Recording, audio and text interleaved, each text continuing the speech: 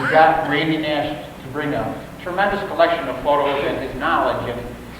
And barn history and agricultural history is kind of an unusual thing because you just don't pick up a book and study agricultural history because agriculture was so common, nobody really bothered to write it down. Probably everybody's grandfather was involved in agriculture. And through the families, everybody knew how to milk a cow, but looking through the audience here, probably less than a quarter of everybody has milked a cow.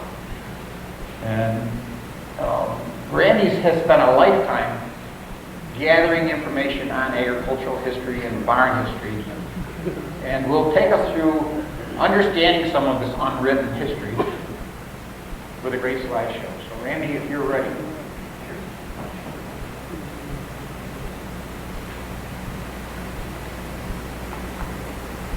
Guess I'm on? Yep. Thanks, Bill. I was just sitting in the chair looking at this slide, and it occurred to me probably people would like to know where it was taken. This is on Route 20, looking at Cherry Valley, looking out over the Mohawk Valley and those hills in the background and the foothills of the Adirondacks. I'm a builder. I'd like to be known as a builder. I just, romantically, I'd probably like to be consider myself a 19th century barn builder, and building barns in that tradition. I've repaired barns. I've taken barns apart and put them back together. I've taken and put up new barns the old way, just using hand tools to do it. Now, I've done this lecture for quite a number of years, but this is the first time I've done it in PowerPoint. When Bill asked me to do the lecture, I said, I was a little reluctant, and I said, okay, I'll do it if you copy my slides into digital so I can start running this program in PowerPoint. I stopped taking slides probably 2 years ago, and I can't add new information to the program. To add new information, I had to switch over to digital. So it's been an educational experience, that's for sure. The presentation isn't perfect, but it's pretty good. The images are going to look okay up there. And for the people who were at the lecture that I did a couple summers ago down in the Tracy Farm, it's the same information, but there will be quite a few different pictures up there, so you won't get bored with it. My objective is to give you some information. So as you drive around these hills of Fabius, you drive around New York State, and you're looking at our agricultural buildings in the countryside, it'll help you understand what these buildings are about, comparing them to each other. When a barn was built, what it was used for. I guess I use the term, I'm going to use it quite a bit during the show, I'm going to use the term artifact. I consider these buildings historic artifacts. Now, the actual definition of artifact is an object produced by human workmanship of historic interest. Now, the buildings are definitely produced by human workmanship. The historic interest, well, I'll let you decide after this show whether how much history is written in these buildings. Now, the first group of slides, I'm going to let Chuck roll through on his own. It's 12 buildings. All of them except 2 are right here in southern Onondaga County. And as you look at these buildings, you'll probably recognize them. But I'd like you to look at it from the standpoint of, do you know why this building was built and when it was built?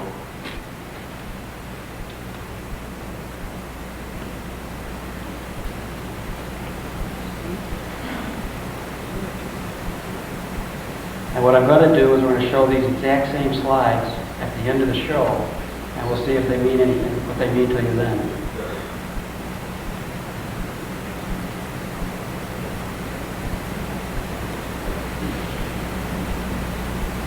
All right, here we are coming in for a crash landing from the moon. There's a little high tech in the show. This slide is actually from the second show. And as I was looking to put the second show together, it occurred to me that this might work for the first show. I've never come across a slide that to me, showed the early settlement of New York State very well. So that's why this is up here. Now, the first barn I'm going to talk about has to do with the settlement of New York State.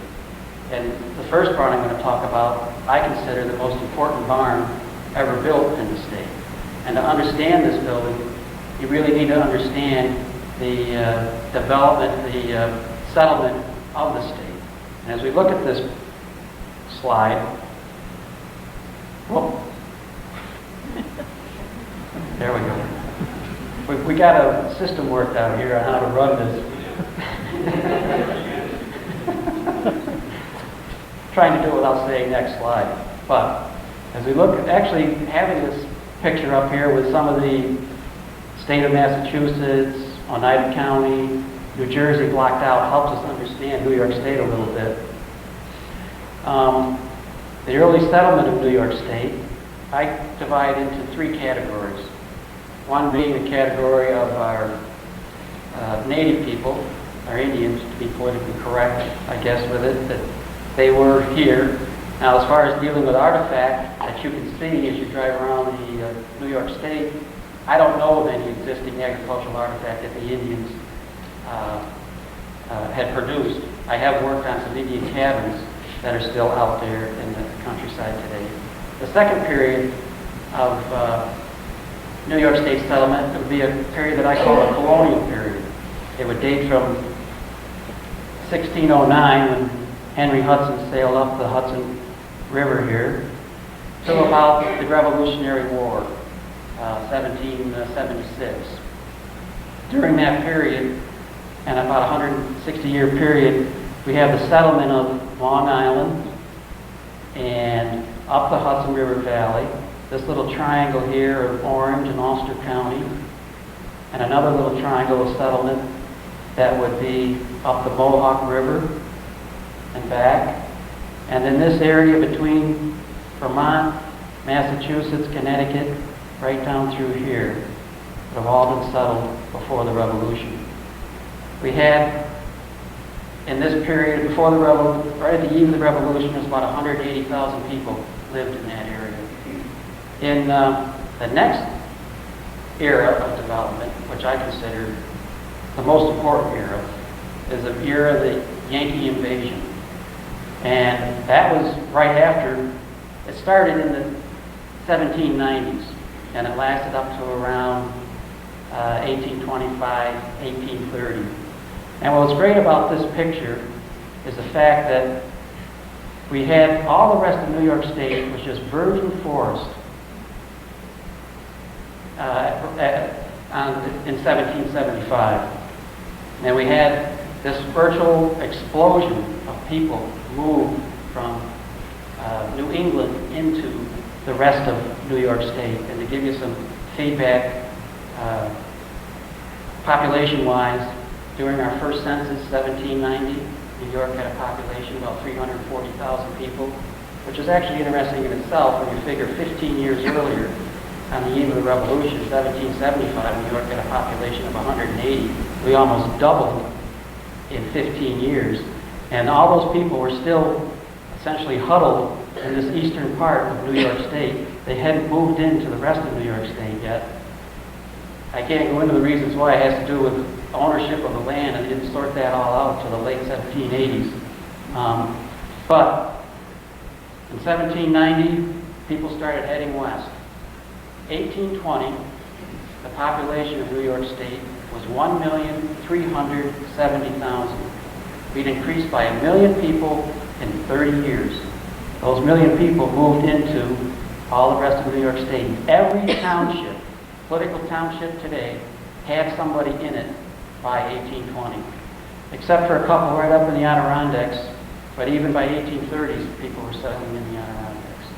So it was a tremendous movement of people into this area.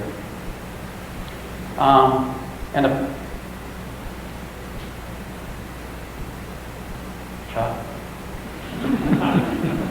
We didn't rehearse it. I need one of those infrared computers.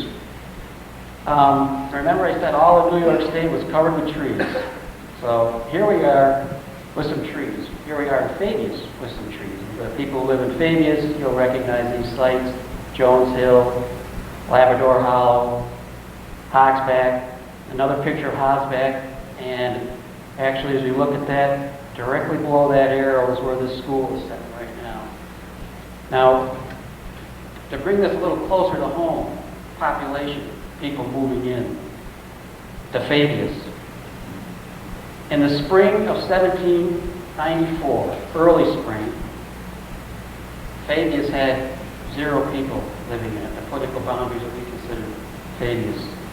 By 1820, this is just essentially 25 years later, Fabius had a population of 2,494. Almost 2,500 people moved in within this 25-year period. And to help us understand that a little bit clearer, during the census, the 2000 census, Fabius had a population of 1,947, something like that. So there's more people living in Fabius in 1820 than there are today. I doubt 500 people moved in here in the last 6 years. So, what were these people doing? Well, these people were coming here to start a life. They were coming here, they were surviving. They were coming here to farm it. And to farm it, you have to have fields, to plant your crops. You need sunlight coming in on those fields. And what do you got to do? You've got to clear out those trees. And so these people, when they came here, what they were doing was chopping down trees and literally just sowing cereal grains in between the stumps. This is the period of our infamous log cabin, the clearing in the woods and the log cabin. And literally tens of thousands of log cabins went up in this first quarter of the 19th century. This picture was actually drawn in 1792 by a fellow named Patrick Campbell, who was traveling south of Rochester. And as you look at this drawing, we have our log cabin with a bark roof, and we have our fields with the stumps. They didn't bother to clear out the stumps. It didn't matter. You could sow your grain in between them. You did everything by hand. You weren't moving any machinery around. And the trees, what they did to those, they burned them up. And then we have a barn here. Now, as we look, we do have a hay barrack where you stash your hay. As long as you keep the water off the top, it helps. You can store the hay through the winter. Now, this barn is not a log barn. This barn is not like this log cabin. It has vertical boards on it. This barn doesn't have a bark roof. This barn has a shingle roof on it. Now, you think, well, this is just one picture. I have read many, many advertisements for people who have cleared the land and want to sell and move west. And in their advertisements, they'll read they have 100 acres, they've cleared 25, 30, 40 of it, they have a log cabin, and it'll state that they have a framed barn, not a log barn. In Cazenovia, just west of here, did I flip it? Okay. In Cazenovia, just west of here, we have our first settlers coming in 1793. John Lincoln set up a land office right where the Brewster Inn is today for people familiar with the area. And we have some wonderful records of the settlement of what happened in this area. Now, the records that I'm going to talk about are not dealing with just Cazenovia. It's dealing with a strip of land about 2 miles wide, 30 miles long. Went down through DeRuyter, down into Lakeland. And in this 10-year period, 2,300 people moved in. And they cleared 11,000 acres. And they put up 80 frame houses from 1793 to 1803. I stress the word frame. They didn't bother to count log cabins. A log cabin was a temporary structure that as soon as you could get out of it, you did. And they raised 122 frame barns in this 10-year period. 50% more barns than frame houses. The sequence of building, when the settlers came in, was log cabin, And they may have put up a lean-to out of logs. But as soon as they could, they put up a frame barn. The reason they put up a frame barn so quick, because they would clear, and it seems sort of surprising to me, but they would clear, all the historical agriculturalists say the same thing. They would clear between 4 to 6 acres in a year. So after 2 years, you'd have 8, 10, 12 acres cleared. And if you're sowing wheat in between those stumps, you have to do something with that crop. Now the processing of that crop is such that you can't just harvest the grain and put it in a bin. You have to harvest the whole stem, the straw and all, and put it into a sheaf. Store that so you can take the grain and usually hit it with a flail to knock off the grain at a later date. So you need a building that would do this for you. It's a building that processes grain, stores the sheaves, processes the grain, and then the grain would go into a granary. And that's what this little it's called an English 3-bay barn. That's what this barn does. This is what it looks like. There's people in this room, I guarantee, that own one of these buildings. And this building goes back to when they were clearing the land where your house sits right now. And this building at one time, your little English barn, stood next to a log cabin. Now these buildings are always divided into, recognize them, they're always divided into 3 parts. We have the doors on the drip side. On each side of the doors, there's going to be a bay. It's usually a little bit the biggest bay in the building. And on the other side of the dry floor area behind the doors is a small bay that usually has the granary in it, and there's a loft over it. In this area, the English barns had vertical siding, have a hand-split roof, usually out of pine. The siding would be out of pine or hemlock. Some of the buildings in the Finger Lakes, they would use yellow poplar for the siding. It just sat right on the ground. There was no basement under it. They're about 30 feet. I'll give the dimensions, but it doesn't make any, for a lot of people, it won't make any sense. It's a relatively small looking barn, 30 feet wide, 40 feet long. It's a rectangle. Now here's 2 English barns that I did, one for the Mormon Church and the other for the Seventh-day Adventists. This building here was actually, Brigham Young actually worked in this building at one time. And every detail on this building is based on historic fact within a 2-mile radius of where that barn sits. I was able to document a building that had something that we copied in this building here. And this building here, notice the swinging doors. All the early barns had just a swinging door. This little post here is called the door standard. When you swung those doors closed, there was a hook that latched onto that post. And you'll always have like a little mortise in the top of the door gird here, so they could slide that door standard in, the mortise down along the sill. Here's the granary, and this floor right here is the dry floor, the threshing floor that you could drive up in on. And when these buildings going up in the first quarter of the 19th century, they'd fill them right to the top with sheaves of grain to be thrashed out in the wintertime when they had time to do the threshing. Now today, this is what the barns look like. So that previous picture is what they look like brand new. After 200 years, you don't have original siding on. After 200 years, there's been 3 or 4 roofs put on these buildings. These are all English threshing barns, and all the fabric that you see on these wasn't there. It was fragment. The original fabric is worn off, and it's new fabric that's been put back on. We have metal roofs, asphalt roofs, but notice the similarities in the size and the shape and the evidence of that 3 bays. The dry floor, and the dry floor is rarely in the center. It's always off to one side or the other.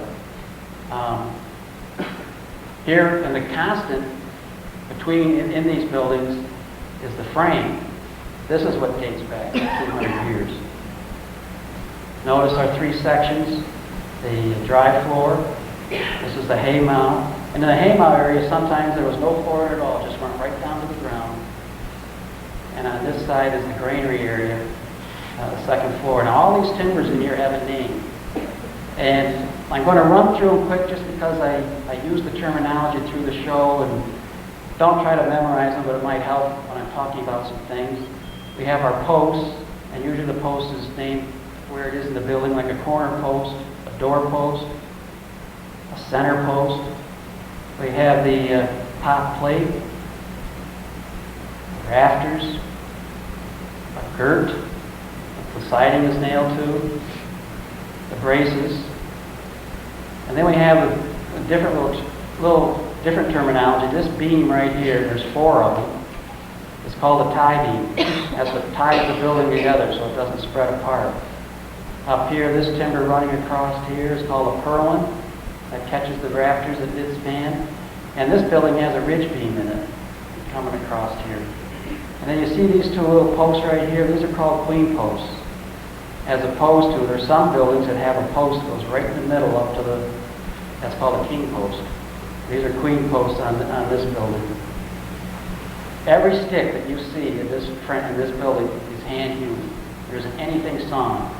And all these timbers came right off of this clearing of this field right here, back when they were clearing the land back in the early part of the 19th century. Now remember our little threshing barn. This is a building that received a New York State grant. This is what the barn looked like before the grant. All the sills had completely rotted out. Here's a couple pictures of the repairing of the building. These trees, these timbers here, were dragged out of this woods, hewn up, mortise and tenon together to form the new sills. Here we have a repair on one of the bottom posts. This is what we call a bladed half-flat in timber framing language. And the new sills, the new timber frame sills were slid under the building. Actually, it was taken apart and put under the building. And the building set back down on it. New siding was put on and a new roof put on. And we have our little English threshing barn right here. Now, I just wanted to talk a little bit about this period from the standpoint of how it relates to all of history. If you look at these tools, every tool here is just a simple hand tool. Every tool there was a tool that was used 2,000 years ago. We were farming here up in the 1830s, exactly the same way we were farming 2,000 years ago. But change is going to take place here pretty quick. We do have, this is a time, this second quarter of the 19th century is a period of the self-sufficiency of the farm, where everything, 90% of what you needed came from within your fence lines. Your food, your home, your clothes.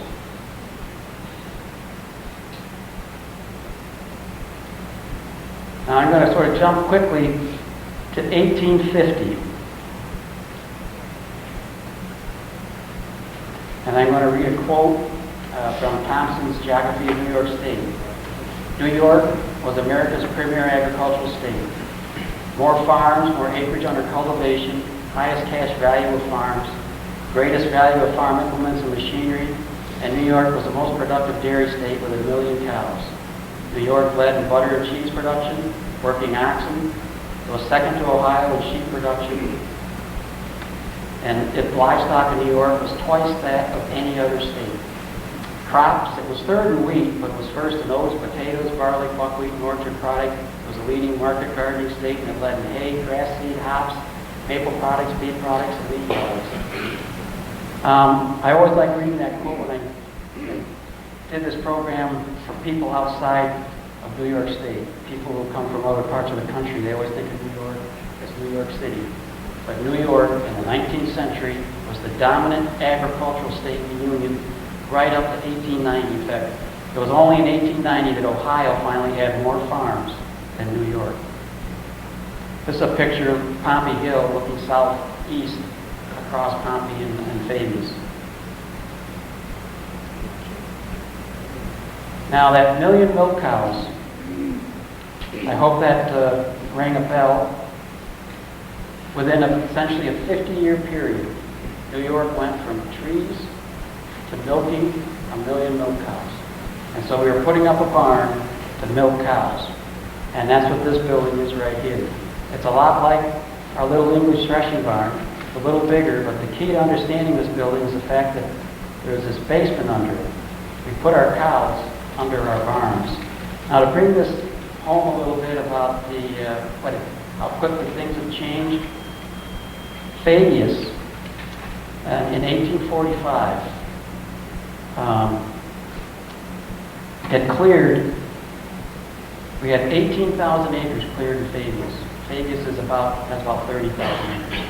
So over half the town had the trees removed within a 50-year period. There were 1,917 cows in Fabius. They were producing 171,000 pounds of butter, 240,000 pounds of cheese. Wheat, there was only 1,200 acres of wheat planted in Fabius in 1845. We essentially went from cereal grains, clearing the land, to cereal grains, to turning into a dairy economy here. There was certainly growing a lot of other crops, and I could go through the list of the acreage of all these, but dairying was becoming the dominant agricultural practice within New York State. And it's phenomenal to think that all this happened within a 50-year period.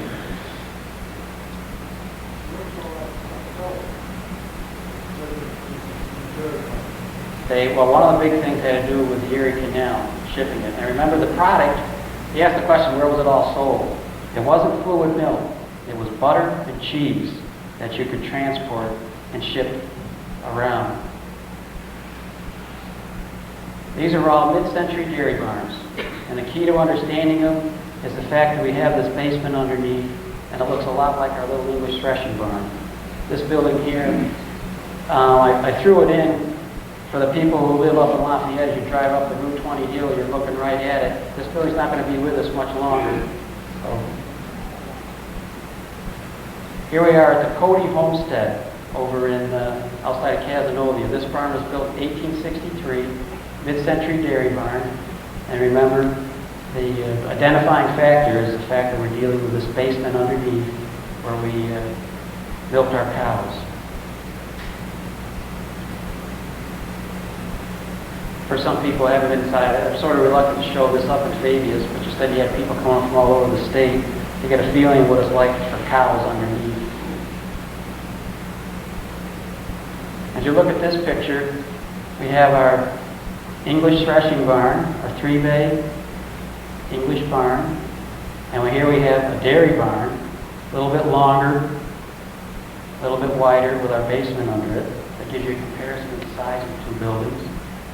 And here we have a barn with a hole in the roof here. This is another barn that's started coming on the scene in the second quarter of the 19th century. It's a horse barn. Very common barn, still found around the landscape today as you drive around. The key to understanding a horse barn, generally the doors are on the gable end, and as you step into these doors, you're going to step into a wide open room, and there's a second floor right across here. And you'll always see some doors to get the hay in up on top. And in the back of the barn, there's going to be a door, and oftentimes little windows, and you'll find some stalls for stanchioning the horses. Every farm mid-century would have had a horse barn, or they had an area in the main barn for stanchioning their horses. This shows the little windows that you'll see where the horses are stanchioned. What some of the stanchions look like, just tie stalls, not our big box stalls today that everybody has. Now the other thing with the horse barn is a lot of times they were dressed up. We have on this building a freeze board, a closed up cornice, and a return on it. They rebuilt to look sometimes like the house, what was in vogue in the period. And these are all horse barns. In the city would have been called a carriage house. Some of them pretty fancy. Greek Revival, this is from 1820 over in Canandaigua. This building here received a grant. It's down in south of Ithaca. This building actually is right in Pompey Hollow at the bottom of Route 20 Hill. And here we are over in Canandaigua again with a Gothic horse barn. Now, just some quick other barns, just to mention the fact that they exist, but not to give you an understanding if you see them across the countryside. The fact that in the 19th century, there was more than just a main barn, a horse barn. There was corn cribs. And this corn crib is up here with the hog pens underneath. Chicken coops. Building set up for implement shed. This is at the Cody homestead again, this building. Now this barn is a hop barn, and for people who have been reading the paper, and it's a well-known building across the state, and it's a very unique looking building, so it's an important building to understand somewhat. The hop industry had to do with, in central New York, was a very important industry in Madison, Oneida, Otsego, Schoharie, Montgomery counties. At one point in the 1880s, New York grew 80% of all the hops in the state. The hops are used to make beer bitter. The key to understanding a hop barn is that we're dealing with a kiln, and these pyramidal roof kilns are quite noticeable in the countryside. In the kiln, you have the furnace room, and then up here you'll have the area where you spread the hops out on a slatted floor and to dry out, and then the dried hops that are heated up pretty good are put into the top floor of the cooling room to allow it to cool, and then you have a press room here where you can have a press. There'll always be a hole in the floor to drop the hops through into the press. They'd be bound up in burlap, and you back a wagon into this door here and put that bag of hops onto that wagon and take it to market. Every hop barn will have those four areas in it. Now here's some of the hop barns across New York State.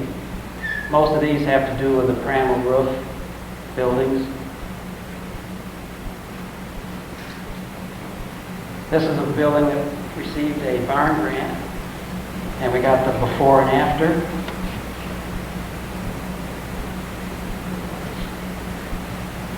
Here's another building, hop barn, that received a barn grant. And notice though, not all the kilns had the pyramidal roof. This just has a straight roof on it.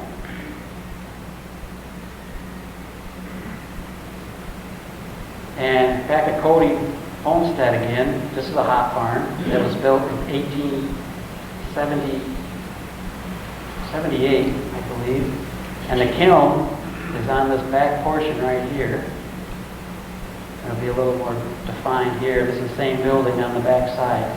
And we have a group of people walking into the furnace room. And there's the door for bringing the hops up in to lay across the slatted floor to dry them out. And here's a hop barn that's right here in Lafayette. It's hard to tell. You'd have to get inside before you'd recognize if there's a kiln in the back of this building. Now, my next picture, here we're looking at a dairy barn.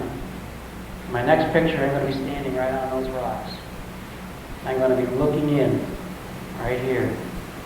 And this is what I see. If you look real close, we have a corner post and a tie beam, center post, queen post.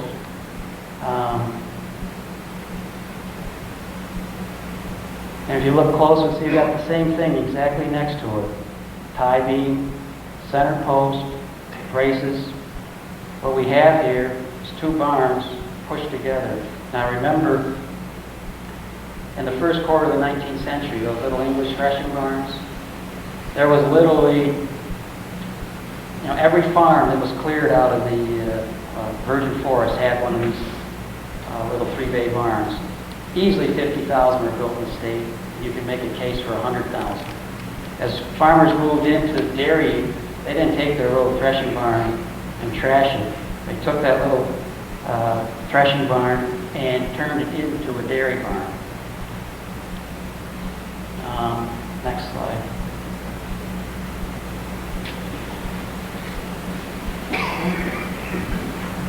Here we have the moving of a three-bay English barn, and they moved buildings in the 19th century all the time, didn't think twice about it. I moved over 50 buildings, and easily a third of the buildings that I have moved were moved before I moved them. And here shows the building being lifted up, put on the rollers, sliding it down the hill, coming across the cribbing to slide it up onto the foundation. In this instance, the building here had actually burned, and they're sliding a new threshing barn over it. I want to read something out of the American Agriculturalist, 1866 issue, and it's an article entitled "Improving Old Barns." We see in all parts of the country the old-fashioned 30 by 40 foot barn built years ago with a hay mow on one end, stable and granary with a loft over them at the other, and a barn floor in between. A 30 by 40 foot barn is an institution known from one end of the country to the other, certainly throughout the older Northeast states. They are unsightly, inconvenient, poorly adapted to any use but that of storing hay and straw. Sort of bad mouth in our little threshing barn, the most important barn built in the state. We have, they give the initials of a farmer, FWL, from Monroe County, New York, sends us the drawings and description of a way in which he cheaply converted an old barn of the description into a convenient and excellent one. Here's his description. Such a barn is almost no barn at all, and having such a barn intolerable to repair, I set myself to improve it without going into great expense. With a couple of jack screws, we raised it up 8 feet from the ground, underpinned it with a good wall. Remember, all our threshing barns didn't have a basement. Underpinned it with a good wall and added 20 feet to the length at the end used for stabling, making the basement of the building 30 by 60 feet long. Literally thousands and thousands of threshing barns were converted this way. And in the building previous, there was actually 2 barns put together. This building here is a little English 3-bay barn. It actually ends right here. Now, you wouldn't know that until you step in and actually look at the frame. And you'll see the changing in the framing at this point. Notice the basement, though. We have a full basement under here. They took this barn, lifted it up in the air, they added a bay to it, and they have the area underneath for turning it into a dairy barn. This barn here is the same thing. You can't tell from driving around from outside if it is. That's why it's important if you really want to zero in on what's going on with the building to see if that little English frame is in there. The little, not yet. Right here is our break. This is the addition added on, and here's the new basement that was put on. This is all done when they switched. They're moving into dairying. To find a little threshing barn still standing on its original foundation, it's very rare to see a building like that today. Most of them have been changed and modified into a new use. Now, this little invention here changed barn architecture. I used to say before anything before or since, but the way our barn architecture is going today, I don't say that. But I know there's people in this room that have used a horse-powered hay track, putting in loose hay in the barn. It's mid-century, 1850s, hay was your most important crop. You had to feed your cows.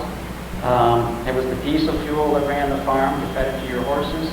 And handling hay, conveniently, was an important issue. And so the invention of the hay track is what developed. It started in the 1850s. It ended up, it took a few years of working with the invention. It wasn't until after the Civil War, about 1868, I believe, that's the first time I see advertisements in the ag journals for a hay track in the barn. And what it is you drive your wagon in, and this fork drops down, picks up a load of hay, and the horses pulling on this rope will lift it up, and it'll sashay to one side of the barn wherever you want. There's a little trip rope that you pull, and that hay would just drop wherever you want in the barn. So what did this little invention do? The barns, architecture, the barns went straight up in the air. If you had to fork the hay from this floor up to here, you'd have to handle it 3 or 4 times. All the barns built before the Civil War, you'd be able to drive in, stand on a wagon, take a pitchfork and touch the top plate. That's how tall they are. After the Civil War, with the invention of the hay track, the buildings, like I said, went right up in the air. The horses did all the work. They'd lift that hay up to the top of this barn, and you'd slide it on that track, and it dropped down, so you get more hay storage by just having your barn go up in the race up in the air. Also, I should mention on here, notice the siding on this building. This siding is a T&G, actually it might be a drop siding. But the key to it, 1850, we started moving away from our water wheel and a sash sawmill to a turbine where the water was running through a pipe and spinning on a turbine where you get a high RPM shaft. That high RPM shaft, you can start running circular saws and shaping equipment. And that shaping equipment you could take and make tongue and groove siding with it. And so after the war, you start seeing tongue and groove siding incorporated on the outside of the barns.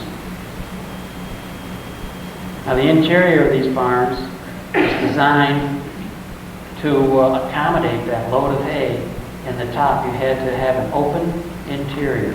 So the vent typology, the timber framing, had to accommodate that. When we look at this barn, we have a pretty tall wall here. And here's an interior picture of it. As you look inside, you can see that the inside, here's the hay track, and this area in here is wide open, so that load of hay can move without hitting anything. So you come up to a barn, and you see that's a very tall barn. You step inside, you see that the center is wide open for a hay track. You know that building was built after the 1870s. Also in this period, we started designing buildings. Engineers were designing buildings. And here we have a patented truss by David Jennings over in Lyons, New York. And you can see here that they're opening up the center of that barn, 1879, to accommodate that hay track down through the middle. We're starting to get away from building the way our dad built or our grandfather built. This is the interior of a Jennings truss barn. This barn actually is so wide, it's 50 feet wide. It has 3 hay tracks in it. One up here, 2 on each side. This is the Stoss barn, which is just a mile or 2 north of where we're sitting right now. As you drive to Syracuse, you'll probably see it.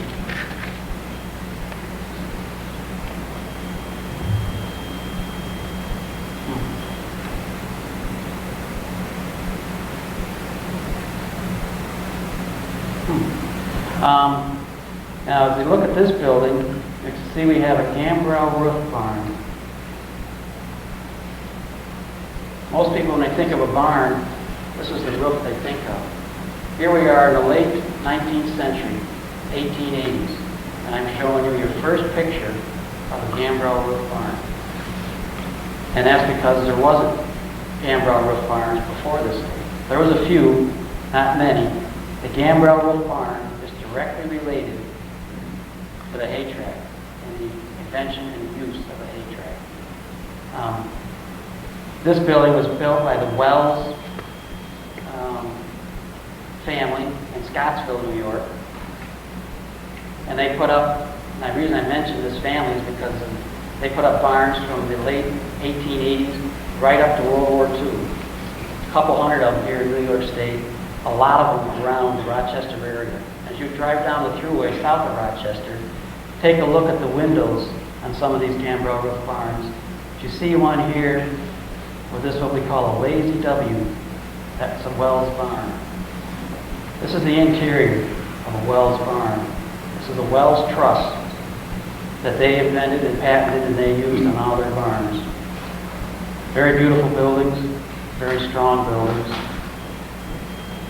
So this Gothic arch, this is all put together, just small strips of wood nailed or bolted together to form the truss.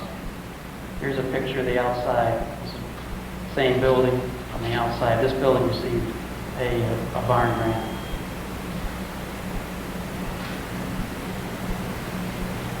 Now our gambrel roof barn, what it does, here we have our hay door here. We're back at Cody Farmstead again. This is a horse barn built in 1898. And to show you how well this roof line worked for hay, moving of hay, you can see this is our hay track and our load of hay moving through the top. The gambrel roof just naturally fit that, having large amounts of hay in the building. Now the other thing, when people think of a gambrel roof building, they think Dutch. We're looking at a Dutch barn. Well, a good Dutchman never built a gambrel roof barn. This is what a Dutch barn looks like. Now the Dutch we're dealing with that second period of settlement in New York State from 1609. Actually, the first Dutch farmers stepped onto Manhattan in 1623, and their influence went right up to about the Revolution, and in the Hudson River Valley, probably into the beginning of the 19th century. But this was the type of barn that a Dutchman built. Must be somebody fiddled with a projector. These weren't that bright before. Here we have the thing to remember about a Dutch building, and this is probably the most ethnic building in North America. You can go right back to the Netherlands and see buildings that look like this. Our siding on our Dutch barn is horizontal, not vertical. Our door to get into a Dutch barn is on the gable end, not the drip side like on our little English barn. It's still just built right on the ground. There's no basement under them. This building here, as you look at this siding, this building was built probably in the 1740s, and that siding dates back to that period. This building received a grant, and I was very reluctant to approve the removal of it. They wanted to put new siding on, with the grant money. And I'm looking at original fabric here, and I should say, no matter how many times you photograph this building, no matter how many books are written about it, there is nothing more accurate than the material artifact when it comes to recording history accurately. And that the artifact, the material fabric, is the accurate history. But the siding does wear out, and somebody's going to replace it sometime. So we did approve the removal of that siding. But as you look at this picture of it, every board is matched to the board that was there originally. And we used, for people who understand wood, it's clear pine, 14 to 18-inch boards, 1 inch thick, right up through there. Same type of wood that would have been used on the building originally. And every exposure is matched exactly the way it was on the original up through. And some of the original siding is stored in the barn with some of the original wrought nails. So that information is there for future generations to look at. And the exterior, on this section of it anyway, is exactly the way it was. And I should, we'll do that, next slide. Here we are dealing with our Dutch barn, that long roof line on a Dutch barn, and the footprint of a Dutch barn is square. Actually, they're wider than they are long, believe it or not. You find these buildings in the Hudson Valley and the Mohawk Valley. Here in the upper Mohawk Valley, we have a Dutch barn. This is not original siding on here. The next slide, I'm going to be standing right here looking into it. This is what the Dutch frame looks like. It's a little bit different than our English framing.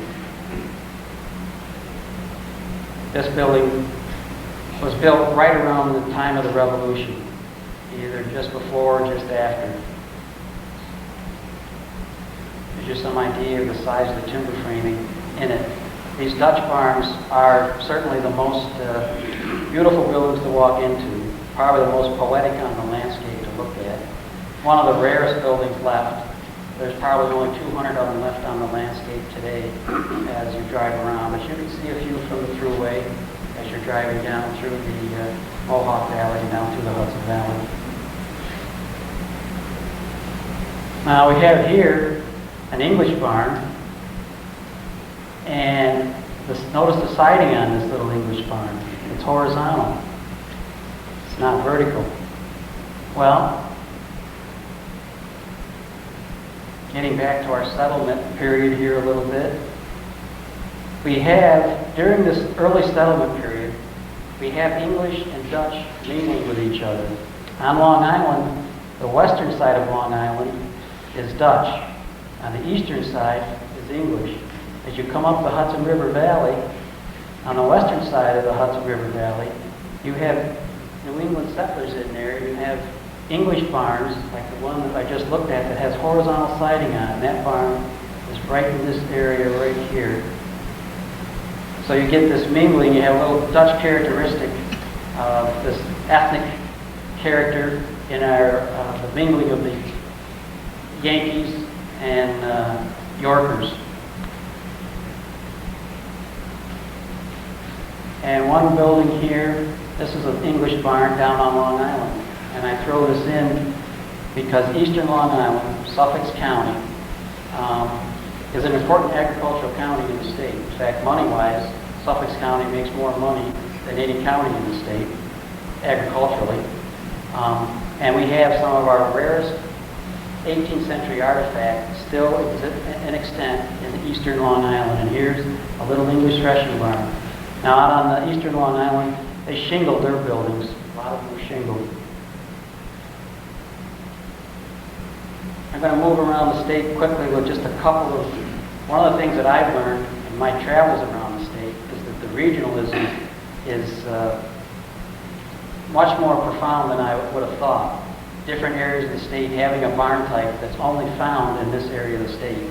Most of the time we're dealing with dairy barns, but a dairy barn, or the design of it, is unique to the area. These high bridgeway buildings are found, many of them are in Delaware County on the western foothills of the Catskills. And the reason you have this high entry is so you can drive in the top and throw your hay off without using a hay track. I'm sure that somebody back in the 1870s, 1880s in that county got this bright idea of doing this. You got to remember, Delaware County has a lot of valleys, very hilly, and you could have these bridgeways, built in the side of that hill to get to the top of the barn very easily. This building here is one that received a barn grant. In the Finger Lakes area, they held on to, they didn't move into dairy as quickly as we did in the rest of the state. So we have a lot of barns that are just set up with a run-in underneath for cattle and sheep. They're never ever used for dairying. And this building here, I can't tell you what's going on with it. There's a number of them in southeastern corner of Albany County. Now, as a builder, I can recreate these buildings, and I can look at this building and understand, date it by the material fabric. But why it has all these holes in it, these little doors, had to be drawing something. This is an old building. This is the first half of the 19th century. Maybe someday I'll understand the agricultural practice that was involved in this. But dealing with the agricultural practice, getting back to me being as a builder, I've never physically thrashed grain on a threshing floor. I've never gone out and cradled grain. As a builder, I have swung an axe. And as a builder, I have made mortises and dealt with joinery. So I can understand the buildings from a building point of view, but there's still a lot that I don't know about buildings from an agricultural point of view. Now, as you look at the end of this building, You can see we have a shadow line right here. That shadow line almost looks like a roof. We have a gambrel roof building. Well, that is a roof line.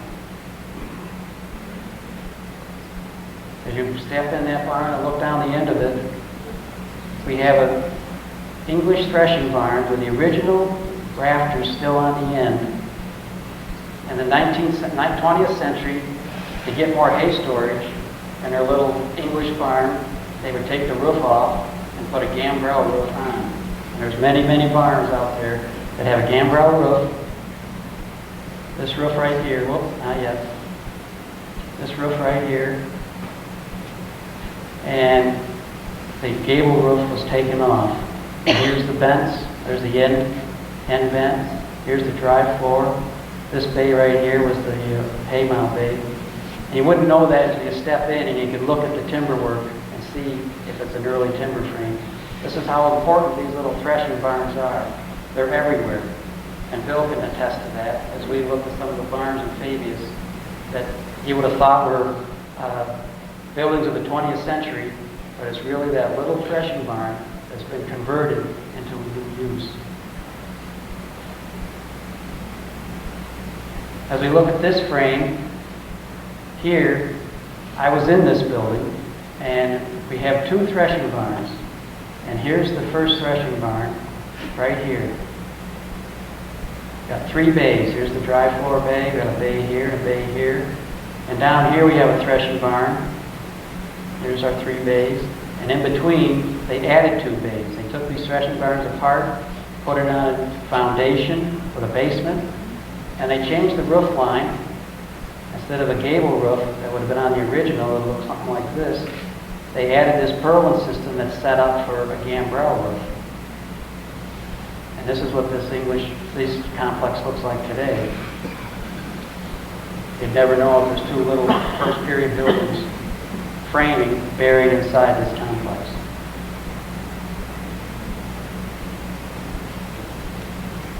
Now, if you look at this building, it was built in 1906. Now, there's a lot going on at the turn of the century. We start getting into a lot of playing around with sanitary conditions with our dairy. A lot of information coming out of land-grant universities. Fresh air, sunlight, concrete floors.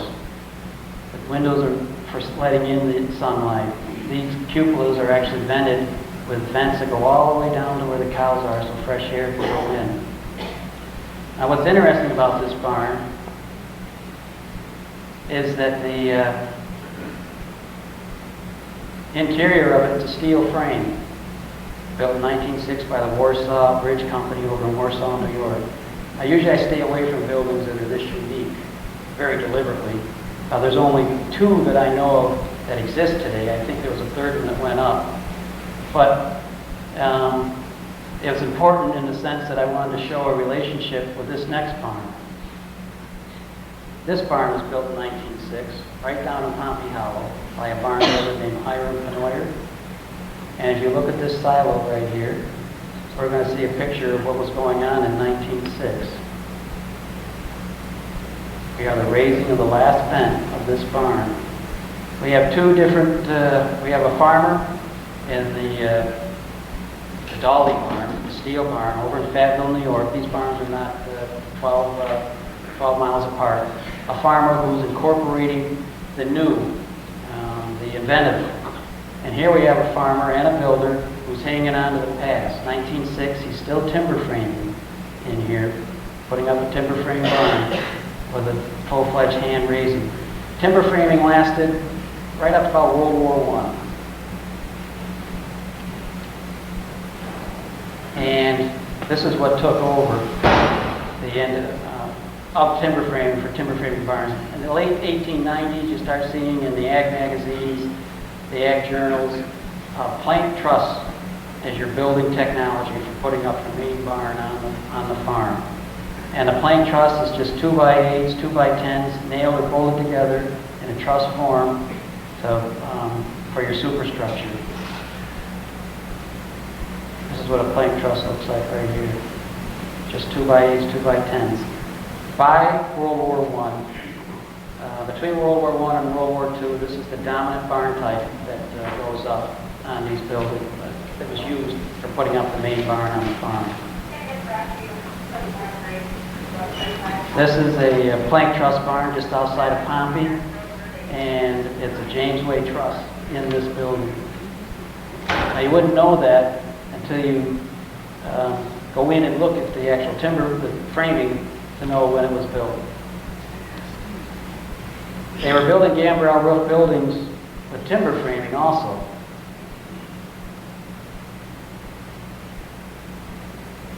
And here's a picture of the barn that we were just in.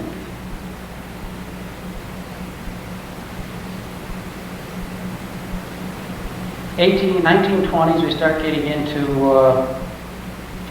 this first quarter of the 19th century, we're starting getting into what we would call a nationalized barn. And the fact that those designs are all across the country. We're getting away from our local style. This is a Sears kit barn that could be sold all over the country. We also have a barn that has those Gothic roof, that curved shape to it. These are laminated trusses to form that curved shape. Sears actually was advertising these laminated trusses in 1928. By World War II, quite a few buildings were being put up with this laminated truss with this curved arch to it.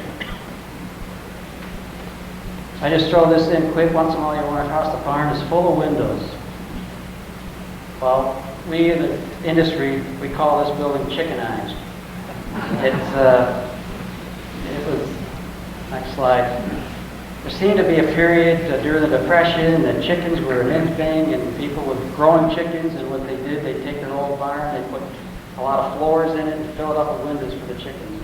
And you see a building loaded with all these windows. It's a chicken farm on Route 20 over by Albany. You know you're dealing with a chickenized barn. This little invention changed barn architecture. The tag-along baler, where we baled the hay out in the field. What happened after we baled this hay with the barns is this. Because you could take the hay and you compressed it, you didn't need as much room to store it. In fact, you compressed it about 50%. So your barns, the hay baler was something that was invented, the tag-along in the 1830s. During World War II, right after World War II was when every farmer had to have one. And during the 50s, everybody went out and bought a hay baler. My grandfather, probably being one of the last people in the town of Pompey, bought one in 1958. I can remember him putting in loose hay. And what that did to barn architecture, when you compressed the hay, you didn't need all that height. So the barns came right back down after World War II. Here we see a barn that was built in 1949, and it was built with the idea that we were putting baled hay in it, not loose hay. Dairy barn. And if you look at this barn, the information just driving down the road, we know that this barn here was built probably after 1900. It was built for putting in loose hay. We have a dairy underneath, and then this extension on the end was built after World War II when they were baling hay, and all you needed was this much area to store the hay for all the cows that would be stored, that would be stanchioned underneath. Just so some of the people just waking up in here, we're still at a barn barn show. This bridge, though, actually has something to do with barn architecture today, believe it or not. This is the bridge that's on the Liverpool Parkway that used to be. It seems like every month you hear about a truck getting stuck under this bridge. I haven't heard about too many of them lately. I'm going to introduce pole barns. This barn was built in 1948 by a fellow named Harold Tobin, who was a barn builder in Chittenango. This was the first pole barn that he put up. In the 60s and the 70s, 80s, and today, a lot of pole barns go up on the farm. The pole barn is literally just poles stuck in the ground and 2x nailed along the side of it, and it's covered in some roof trusses set up on top, and steel siding nailed around the outside. Now, this is a Borton pole barn here. and they operate out of Gettysburg. All the materials you need for this barn are put together and shipped up from Gettysburg. Notice the roof line on this building, how low it is. Next line. And that's shipped up. There's the roof trusses that have to be shipped up. And those roof trusses, that tractor trailer has to travel under bridges. And so you can only make a relatively low roof line on that. So all our pole barns are relatively low because the trusses are being trucked to the site, not built on site. And so those bridges have affected the architecture that we see today, in the sense that we can't build tall trusses and ship them around. This is a pole barn at the Cody homestead. Here's that 1898 horse barn. And this is a pole barn that went up in 1968.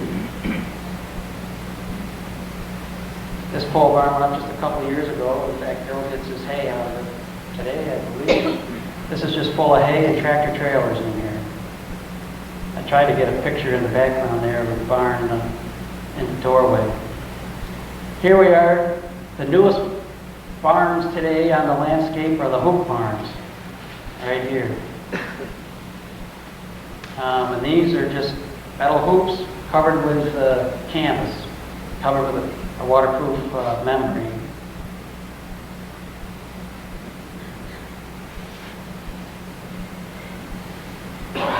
They're quite colorful, actually, some of them. And this shows a little bit of the metal and the fabric going over them. This is a coverall building here. Also, when you look at pole barns, I kid people, you buy a pole barn by the acre, how many acres you want under one roof. As you look at this farm, notice these silos right here. I'm going to be the same picture from the other direction. It's up on Route 20 outside of Skinny-Annapolis. I'm looking at the same complex of buildings. Notice those silos are gone. And it looks like this hardware store has some problems too. You can see that. Now, the reason I put this slide in, even though it's somewhat dramatic to look at, was the fact that this has been like this for months and months and months. He doesn't need those hardware stores anymore. And those other silos, those concrete silos, are gone. He's not using silos to store feed to feed his animals. So I'm going to just talk a little bit about silos because it isn't part of our landscape.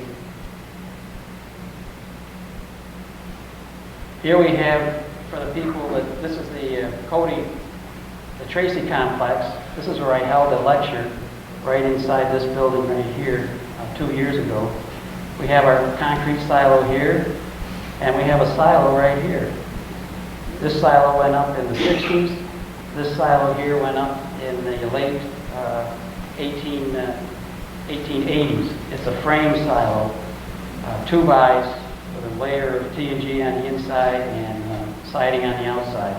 Silos is a phenomenon that came over from Europe in the 1870s. It was worked on in the land-grant universities in the 1880s, and it had to deal with putting corn, usually corn, in the ground that was green, and you had to keep the air out of it so it wouldn't spoil, and then you would dig it out of the ground.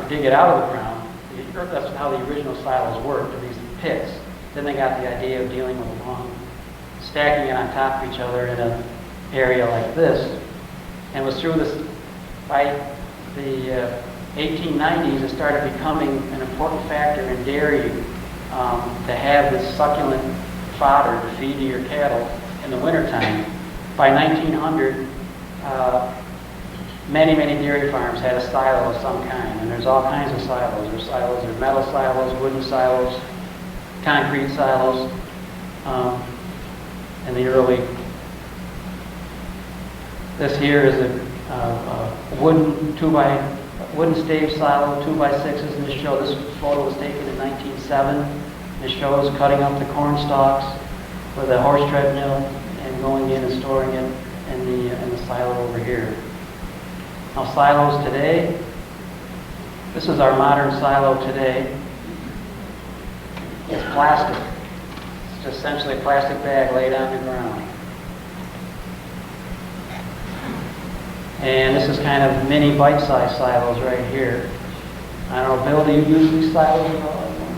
Bill doesn't even use these silos anymore. Everything is in the, I call them marshmallows, out on the landscape. And on the big farms, you have, instead of a silo, you have a bunk silo. And that big farm that we were looking at that had the harvester tipped on it, they would have a bunk silo for storing all the feed. And all it is you bring in the chopped hay or chopped corn, you compress it a little bit within this silo, you cover it with plastic and a whole bunch of tires, and you just roll off the plastic and you scoop it out with a payloader. Now the reason you don't use silos anymore is when you're feeding a farm with 500, 600, 1,000 cows, to get that silage out of those silos takes a long time. When you're doing 50 cows, you could wait 10 minutes or 15 minutes to do it. When you're doing 1,000 cows, they'd be just constantly funneling it out. You need a payloader to deal with handling that much hay. And so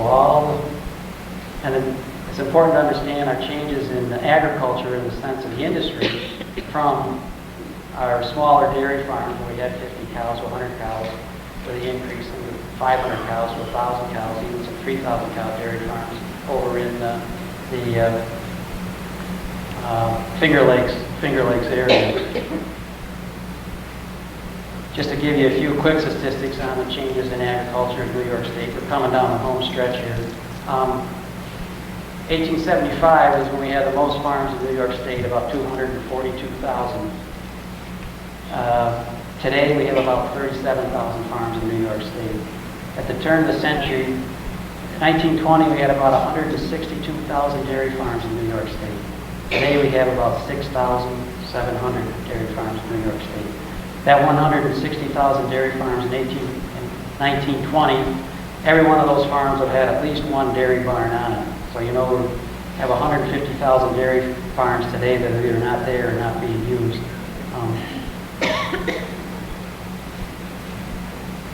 So what's happening to our 19th century agricultural artifact? Well, as we look at this photo today, this is actually a lot of information here. This machine actually does what this barn did 200 years ago. There's a corn head on this combine now. So in this barn, they would have shucked corn at one time.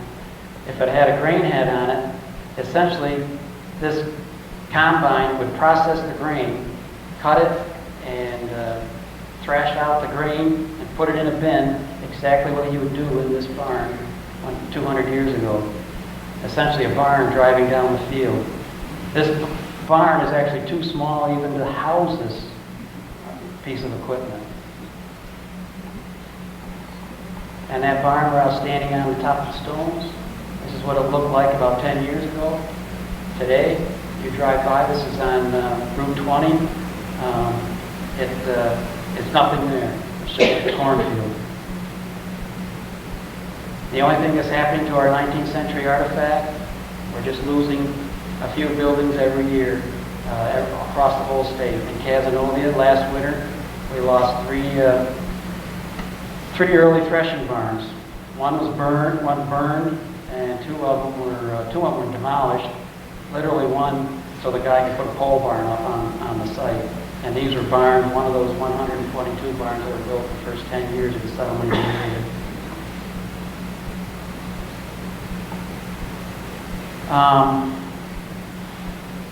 So now I'm going to come back to our 12 slides. We'll see if what information we've hopefully learned. Next slide. This barn here, a little English threshing barn. 3 bays, just sitting on the stones. This is what it looks like today. It's on, back one. Sorry. Now we've lost our sequence. Again, this is what the barn looks like today. It's on Route 20. It's been painted red in the last few years. This barn right here, we look at this, we know we got a basement under it, so we're dealing with a dairy barn. Whether it's a mid-century dairy barn or a dairy barn that's an English Texas barn converted, we're not sure. I can tell you though, if this is a mid-century dairy barn, it was built right around the 1850s. This barn here, we got our doors on the gable end. We got doors on the second to allow hay to get into a second floor. We got a door back here, so we're dealing with a horse barn. And remember, our horse barns are jazzed up every once in a while. So when you see something like this, you can assume that you're dealing with a horse barn. Here are the doors to get into it. Our hop kiln. This building is actually over in Otsego County. And this building here,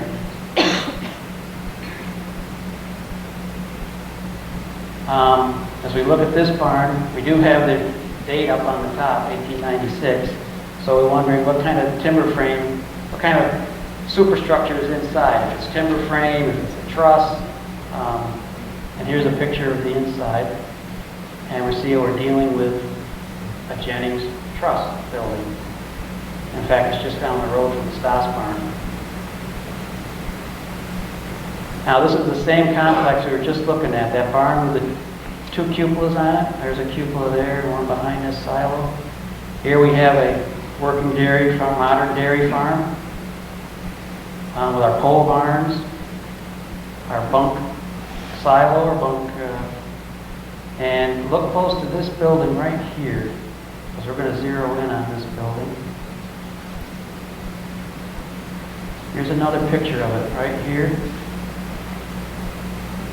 I'm going to be standing, actually Bill was standing inside this building, behind this wall, looking down through this barn, and this is what we have. As you look into this, this is an early timber frame, 3-bay English barn. We have our 3 bays, one here, here, and here. We have our 4 vents. This is an outside wall. Notice the little nail holes here from where the siding went on. As I look at this frame, I've looked at a lot of frames in Fabius. This is probably the oldest frame that I've seen in Fabius. This frame dates back to, could easily date back to the late, those first 5 years of settlement in Casanova. The reason being, this frame was put together with what we call scribe rule timber framing. That would be too late for me to go into that.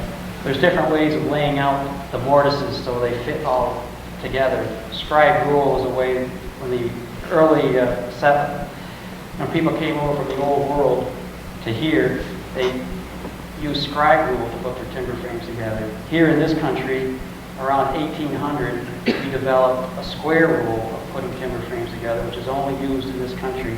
And 99% of all the buildings that you see around here use the square rule. This building uses a scribe rule and was built built very early. This building is a historical artifact that dates back. There's no doubt in my mind this building was standing next to a log cabin.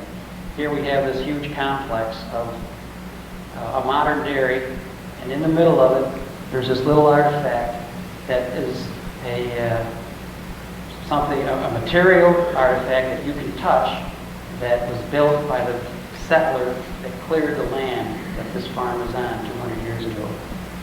Bill wanted me to hike that. Is the owner here? Did he show up? Because we don't want this guy tearing it down right away.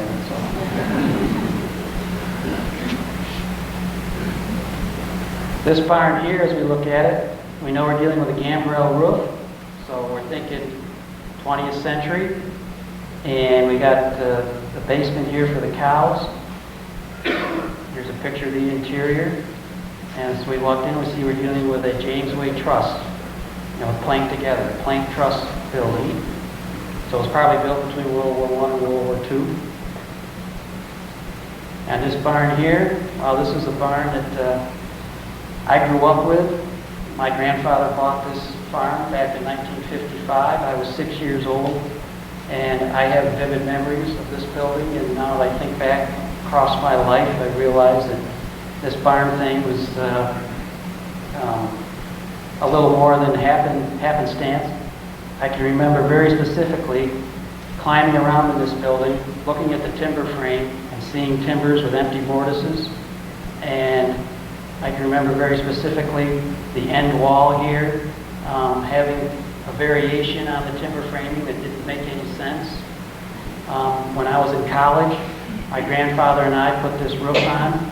We walked down into the pasture, cut down some hop beam poles, stood them up here, and made a scaffolding, and we shingled this roof together. At the time, I didn't know it, but I was learning my trade, what I'd be doing in the future. A few years ago, 10 years ago, I went back and I put a metal roof on the back side of this building, and when I walked into the barn in like 1985, all that information that puzzled me when I was a kid all of a sudden made sense. This building was an English threshing barn that had a bay added onto one end. That bay was made out of timbers from another building. That's why we had empty mortises. The gambrel roof originally had a gable roof, and when they put the gambrel roof on, they changed all this interior framing, and all of a sudden all that made sense to me. This building was raised up and put on a concrete foundation, turned into a dairy barn, probably right around the turn of the century. You see concrete foundations being used starting in the 1905, 1906, first use of them. So there was something innate about the barn thing right from the beginning, from when I was 6 years old. This building here, we see we have our curved Gothic arch, so we know we're dealing with a laminated truss. The building used to be the late 1920s. Majority of them, though, were put up in the 40s and the 50s. As we look at this building, I just shot this shot a week ago, driving down Route 20. What information do I see? Well, we got a dairy barn. I know this is the older of the two buildings. This was built when they were putting in loose hay, and this addition was put on with baled hay. They were baling hay. They weren't baling it before World War II. They started baling it after World War II. This is kind of a trick slide here. This is actually a Dutch barn. This is my home, which is just over in Casanova. But as you look at this, you see we're dealing with our long rafters. This is what that barn looked like down as I moved this building up from the lower Hudson Valley. This is what my house looked like in its original location. Here's the Dutch timber frame. And I want to use this two slides to give you an idea of how this is the end wall. See how wide that is. It's 44 feet across. And here's the side wall. It's only 36 feet across. This building is somewhat unusual. It has very old world character to it, the lines to it, a very short sidewall. And the last slide, right here, this is a steel barn, and this is what we're going to investigate when we come back after the break. I've got about 8 buildings that we're going to look into that Irving Steel built, and I should say that I've sort of focused on this steel frame a little bit because what he's built here is somewhat unusual. I've never seen anything like it as I travel around the state. So that's the end of the show here, and I can take some quick questions if you want. Take a break. Yes. So if your Dutch barn and that little built, would there have been people traveling that area with special? All right, the question is whether traveling timber framers who would specialize in barns. Not that we know of. Usually you have a builder in the area who put up whatever types of buildings you needed. Yes. I haven't done this. I can't think. I also want to make a comment. In regard to your barn, in 1880, what the front barn on 80 was just taken down and wasn't stable. Nothing to be done. The interesting part was I haven't seen it. we're going to be using another barn in a new so part of it was going to be recycled. This was very peaceful. I wanted to ask you on your Dutch building, there was a little door where you take your main entrance. You had a little door on the right side that they, what was that used for? And above the top window, here was your roofing line, and you had a little window, and there was a dark dot, and then two below. Was that for lifting anything? We had questions about the Dutch barn, the question being the doors on the side of the Dutch barn and what we call martin holes up in the gable end. That was to let birds in and out. And the side doors were for dealing with animals and people. That's what those little doors were for. Yes? Good point.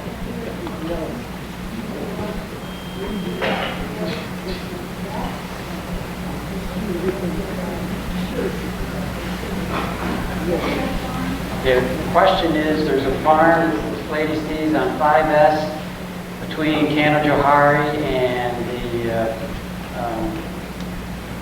Little Falls exit. It sits right next to the church that you see. It's on the south side of the road. That is a Dutch barn. Yes, it is. Yes?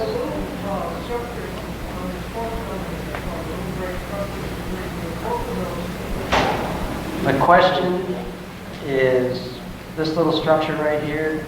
It's a milk house. That's where you put your milk cans, where you wash them. This is actually a modern milk house. The original building didn't have a milk house there. It was in the barn. Sometimes they're separate. Yes. Yes? I understand that some of your buildings teach course, and I believe it was University of College, stuff farm. Is that something that you are doing or All right, the question was, I taught a course at University College about 10 years ago on history barn building. Whether I'm still doing it? No, I'm not. Yes? I was wondering if there are particular time periods that you start to see the little cupolas in barns? The cupola question. The question is, what about cupolas? I actually have a sequence of slides on cupolas. I pulled it. No. I pulled it out of the show. Because you can't talk about everything. Cupolas, yes, there is a period of time involved with it. And it was after the Civil War. And, people talk about it, it's used to ventilate the building. But if you needed a cupola to ventilate the building for your hay, every barn would have one, and not every barn does have one. And none of the barns before the Civil War had a cupola. I put up my first building, one of my first buildings, when I put it up, and this will help give you relate what the cupola is all about. I said I'd throw in the cupola when I put it up. It was a great, huge Italianate cupola. That cupola took me weeks to put together that I just threw in. And so after that, any client that wanted a cupola, when I gave them a price for doing a cupola, I've never done one since. There's the reason the cupola, the main reason the cupolas have barns, it's a decorative,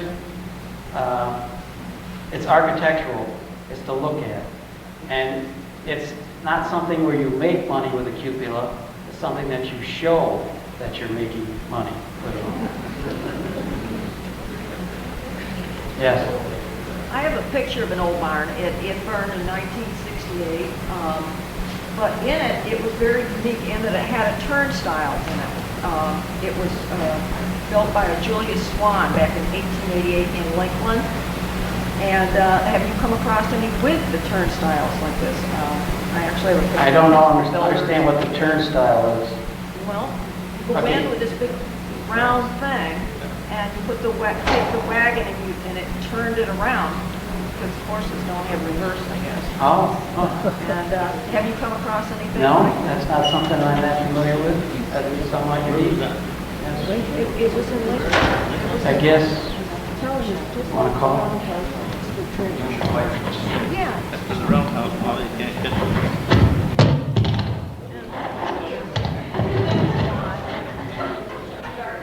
We're going to work this out, folks. Just one quick announcement. A gentleman over here has showed me a couple of books that are put out by the Syracuse University Press, and they can be purchased online. I've got a card with the website address. One is called Round Barns of New York, and the other one is called The New World Dutch Barn. So if you'd like to look at these, you're interested, you can get them, you can purchase them, and the information I got from this gentleman right over here. Take a break. If you can stay with us, we do want to have hopefully somebody to stick around and talk about the scale vines. I think that's going to be a very interesting demonstration. Thank you very much.